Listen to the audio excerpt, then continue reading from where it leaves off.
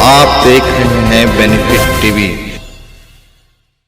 कुमार और आप देख रहे हैं बेनिफिट टीवी न्यूज़। हम जनता की आवाज़ लगातार उठाते रहते हैं, जनता की समस्या लगातार आप तक पहुंचाते रहते हैं। हमारे साथ बामसेप के अधिकारी हैं, आज उनका मीटिंग था। आइए उनसे जानते हैं कि क्या कुछ बामसेप गरीबों और मूल निवासियों के लिए कर रही है। ये तमाम बातों की जानकारी हम उनसे लेंगे। सर, आपका बहुत बहुत स्वागत है। आप इसमें चीफ गेस्ट रहे हैं, पहले तो अपना परिचय दीजिए। मेरा नाम डॉक्टर राजेश कुमार है जी। और इंडियन मेडिकल प्रोफेशनल एसोसिएशन का मैं राष्ट्रीय अध्यक्ष हूँ। एज ए चीफ गेस्ट मुझे बामसेप के राज्य अधिवेशन में इनवाइट किया गया हुआ था जी।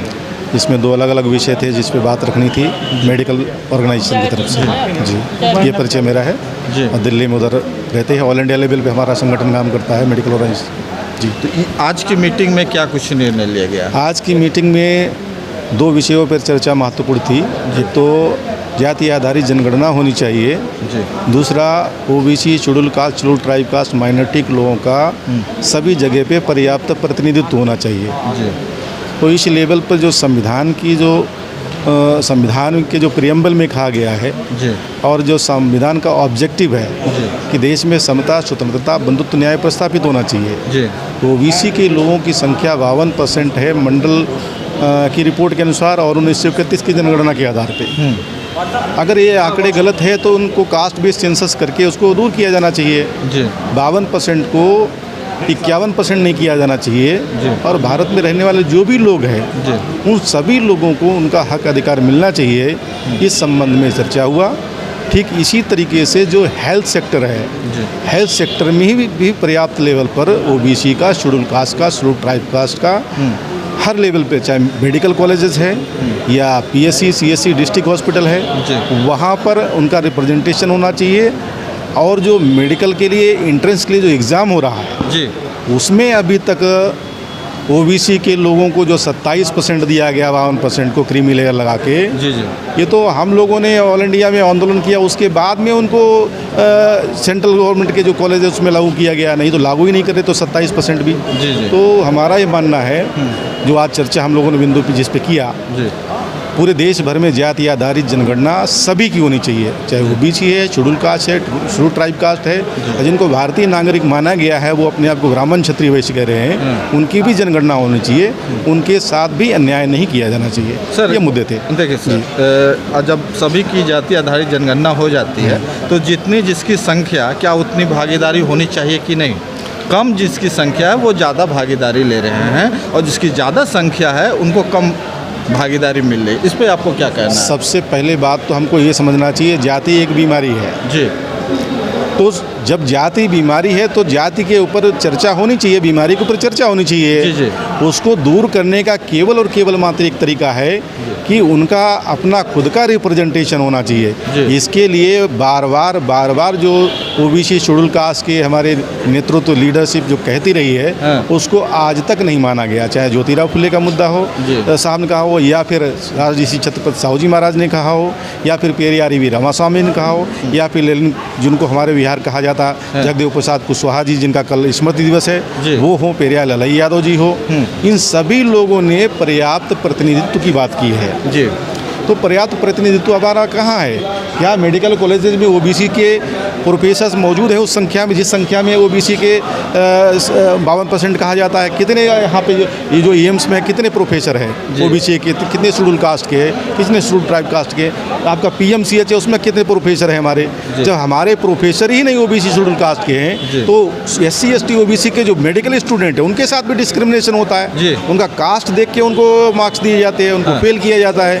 तो मेरा ये मानना है कि पर्याप्त संख्या में प्रतिनिधित्व के लिए कास्ट बेस्ड सेंसस सबसे ज़्यादा कारगर इन्वेस्टिगेशन है।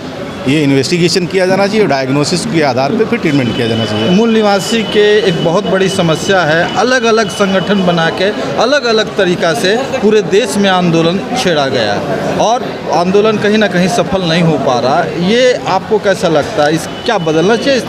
अलग अलग संगठन होना समस्या नहीं है। समस्या हमारे वैचारिक लेवल पर है, हमारे ऑब्जेक्ट के लेवल पर है। जी। हमारे समाज ने कभी भी किसी भी नेता को, बहुजन समाज का निर्माण हुआ, उसको किसी को भी धोखा नहीं दिया। जी। मतलब जो जिसको मूल निवासी कह रहे जी। हैं, मूल निवासी ने किसी को धोखा नहीं दिया। जी। लेकिन जो हमारे में से नेता निर्माण हुए, उनके अंदर महत्वाकांक्षा पैदा किया गया, जी। उन्होंने समाज का धोखा दिया। जी। तो समाज नहीं बना हमारा। ये मूल निवासी समाज अगर बनाते हैं तो नेता भी भविष्य में धोखेबाजी नहीं कर सकते हैं। अच्छा, ये करना चाहिए। देखिए हमारे सीट रिजर्व है जी। हमारे कोटा से वो मंत्री बनते हैं, विधायक बनते हैं, लेकिन हमारी आवाज़ को कभी उठाते नहीं हैं। ऐसा अगर कोई प्रावधान हो जिसके कारण उनको मजबूरी हो जाए हमारी आवाज़ को ऐसा उठाना। केवल एक ही विकल्प है, जब तक सामाजिक ध्रुवीकरण नहीं होगा जी तब तक मामला बनने वाला नहीं। डेमोक्रेसी का बेस जो है वो फैक्ट है, आधार है, जी और उसकी जो जड़ें है वो समाज के अंदर है। जी। अगर हम इनको समाज के लेवल पर तैयार नहीं करते जी तो हम बिल्कुल भी कोई काम नहीं कर सकते हैं। हाँ। क्यों? उसको काउंटर करने के लिए वो धार्मिक ध्रुवीकरण लगातार कर रहे हैं। धर्म का मुद्दा हमको धार्मिक बनाना नहीं है, धर्म का मुद्दा आपके सोशल पोलराइजेशन को रोकना है। जी अगर ओबीसी के लोग ओबीसी मानना शुरू कर दें, शेड्यूल कास्ट के लोग शेड्यूल कास्ट मानना शुरू कर दें, शेड्यूल ट्राइब के लोग शेड्यूल ट्राइब मानना शुरू कर दें, आदि समस्या तो यहाँ पे खत्म हो गई। और ये अगर अपने आप को मूल निवासी कहना शुरू कर दे तो दूसरी समस्या पूरी यहाँ पर समाप्त हो जाती है। इसका उनको डर है।